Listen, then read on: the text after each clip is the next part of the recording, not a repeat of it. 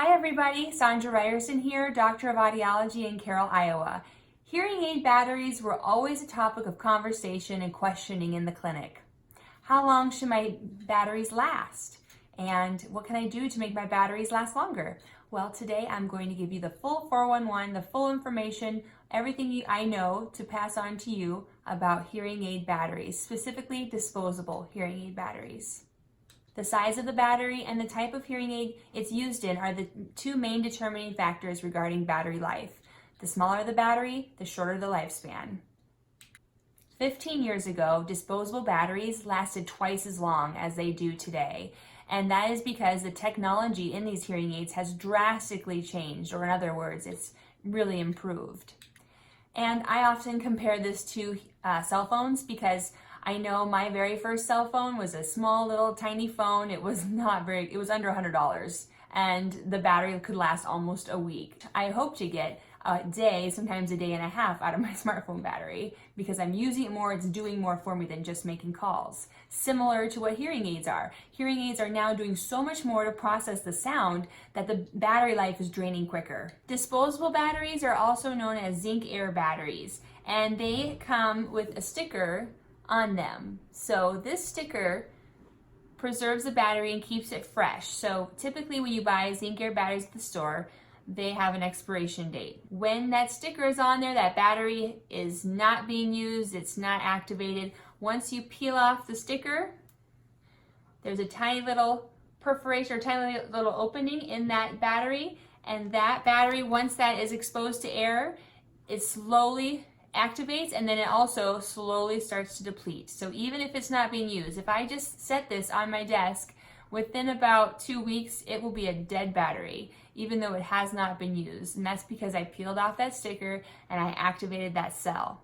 Okay. Now, part of peeling off the sticker and activating the cell means that it's not the best thing to do to just shove the battery right into the hearing aid once that sticker is peeled off. If you can, you should wait at least a minute before you put the battery into the hearing aid.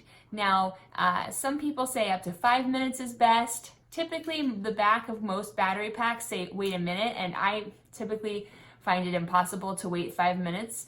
And the patients that I do know that had tried that didn't think it made much difference at all in their battery life. But you do want to wait 30 seconds at the least, up to a minute, before putting the battery in the hearing aid. Another important thing to remember regarding disposable batteries is that when you're not wearing your hearing aid, you should disengage the door, the battery door of the hearing aid, or in other words, open up the battery door so that the battery is not being drawn from when you're not wearing them. If you take your hearing aids out and leave the batteries in the hearing aids, the batteries are going to continue to run because the hearing aid doesn't know if it's in your ear or not. It's not that smart yet.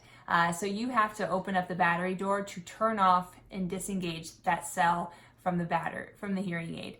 And you don't need to take the battery out of the door, just open it. That's all you have to do, and then you'll get the typical battery life you're expecting. When storing batteries, store your batteries in a dry place. It's no longer appropriate to store your batteries in a refrigerator, but it is appropriate to store them in a dry place. In fact, you should also store your hearing aids in a dry place. The bathroom is not the best place for hearing aid batteries or hearing aids, so I would recommend a dresser drawer or a desk drawer. Keep them out of reach from children and animals because if they're ingested, they are dangerous.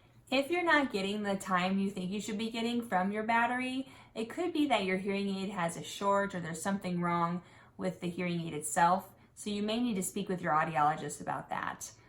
But otherwise, knowing these things, you should get what you need from your hearing aid batteries. And if you have any other questions, feel free to comment on this post and I'll try and answer them.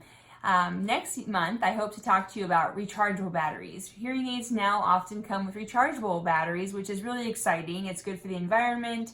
It's great for people who struggle with replacing those batteries, as well as just not having to worry about your battery going dead day in and day out. So that's something I'm going to discuss next month.